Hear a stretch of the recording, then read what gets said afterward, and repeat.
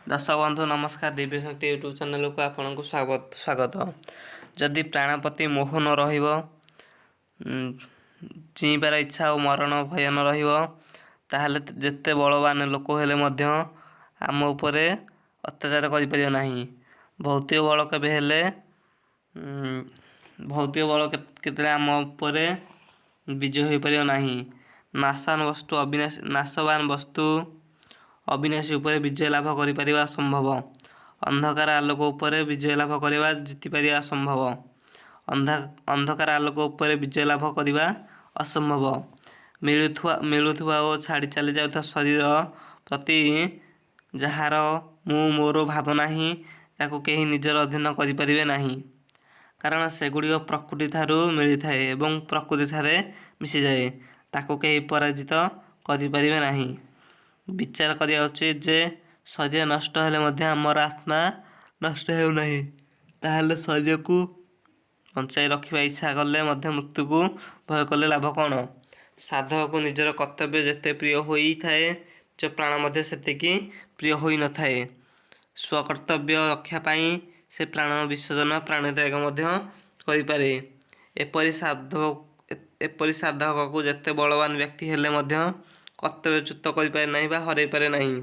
कर्मयोग निज कर्तव्य पालन करिया समय अन्य अधिकार मध्य रक्षा करथाए। कर्मयोगी सबले उचित कर्म बा कर्तव्य करी चल थाए। कर्मयोगी सबले ठीक काम करथाए, निज कर्तव्य ठीक भाव पालन करथाए। जहाँ अन्य अधिकार ताहा आमर कर्तव्य। माता पितांकर सेवा करिबा पुत्रर कर्तव्य। यह पाइबा माता पितांकर अधिकार चाहूथुवा व्यक्ति निज कर्तव्य ठीक रूपे पालन करिबा अधिकार चाहता व्यक्ति निज कर्तव्य ठीक रूपे पालन करि पारे नाही। कारण सी सबले अन्य उपर निज अधिकार पाई आशा करी निर्भरशील होई रही थाए।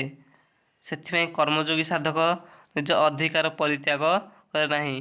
कर्मयोगी साधक निज अधिकार को परित्याग करती नहीं। कारण कर्मयोगी साधक सबले कर्म उपर निर्भरशील होई रही थाए। तेणु से कर्मयोगी साधक निज अधिकार केतेबेले परित्याग करे नाही। कारण सबले से कर्म को निजर भगवान बोली भावी थाए। निजर अधिकार परित्याग कले नूतन आसक्ति जन्मे नाही एवं अन्यर अधिकार रक्षा कले पूर्ण आसक्ति नष्ट हो जाए। यह द्वारा साधक सहजरे आसक्ति रहित हो जाए, ताठारु आसक्ति दूरे जाए। निजर अधिकार परित्याग करिया और अन्यर अधिकार रक्षा करिबा था मनुष्य स्वाधीन, किंतु अधिकार पाइबा पाई स्वाधीन नुहे। कारण अधिकार पाइबा न पाइबा ता पूर्व थिबा पाप पुण्य कर्म उपरे निर्भर करे। से जदि पुण्य वा भल कर्म करथिबो तेबे से ता अधिकार पाइबो। तेणु अधिकार पाइबा पाई से स्वाधीन नुहे। अधिकार पाइबार लालसा मनुष्य को कर्तव्यच्युत वा कर्तव्य बाहर करी देई थाए। से तो काम क्रोध लोभ इत्यादिर आविर्भाव सृष्टि कर दिए। एत द्वारा तार पतन हुए बा से तलकू जाई थाए।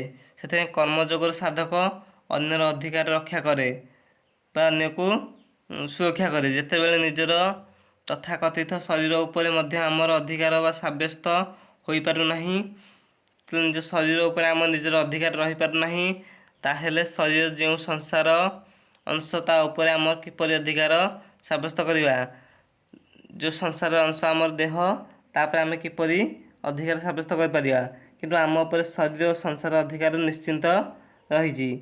आम उपरे शरीर अधिकार एतिकी जे आमे ताहा आलस्य परायण अकर्मण्य अनवधान असंजमी हेबाकू सुजोग देबा नाही। एवं संसार अधिकार हैला आमे शरीर द्वारा संसार सेवा करिबा, काहारी मध्य अहित बा खराब करिया नाही, समस्त सुख देवा, समाज रे जो परिणाम रे अधिकार पाइबा लालसा बढ़ी चले सही परिमाण लोक माने सेना कर्तव्य को विच्युत हो जाइथांदे, कर्तव्यरू दूरे जाइथांदे।